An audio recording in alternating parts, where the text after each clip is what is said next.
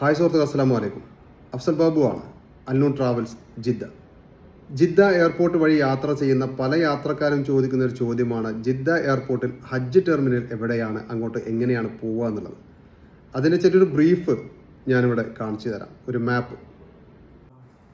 ജിദ്ദയിൽ നിന്ന്, ബലദിൽ നിന്നോ ഷർഫിയിൽ നിന്നൊക്കെ മദീന റോഡിന് നമ്മൾ പഴയ എയർപോർട്ടിലേക്ക് പോകുമ്പോൾ, അതായത് നോർത്ത് ടെർമിനലിലേക്ക് പോകുമ്പോൾ അതേ റൂട്ടിൽ തന്നെയാണ് നമ്മൾ ഹജ്ജ് ടെർമിനലിലേക്കും പോകുന്നത്.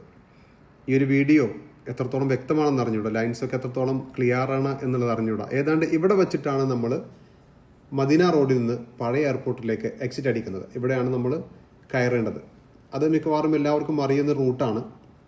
നോർത്ത് ടെർമിനൽസ് എന്നുള്ള ബോർഡ് എഴുതി വെച്ചിട്ടുണ്ടാവും, അവിടെ നമ്മൾ എക്സിറ്റ് അടിക്കണം. ഹജ്ജ് ടെർമിനലിൻ്റെ ടെൻറ്റുകൾക്കിടയിലൂടെയുള്ള റോഡിലൂടെയാണ് നമ്മൾ പഴയ എയർപോർട്ടിലേക്ക് പോകുന്നത്. അത് മിക്കവാറും എല്ലാവർക്കും അറിയാവുന്ന ഒരു റൂട്ടാണ്, അത് പ്രത്യേകിച്ച് പറയേണ്ട കാര്യമില്ല.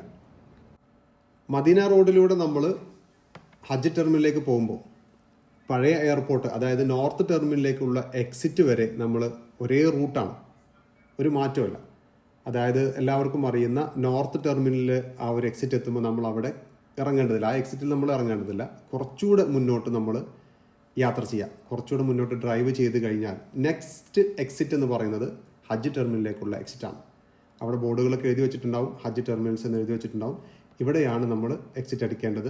കുറച്ച് മുന്നോട്ട് പോയി തിരിച്ചിങ്ങനെ ആ ഒരു വഴിയിലൂടെ, റോഡിലൂടെ, അവിടെ എല്ലാം സൈൻ ബോർഡുകളുണ്ട്, അതിലൂടെ നമ്മൾ വന്നു കഴിഞ്ഞാൽ നേരെ ആ ഒരു ടെൻറ്റിൻ്റെ ചൂട്ടിലേക്കാണ് എത്തുന്നത്.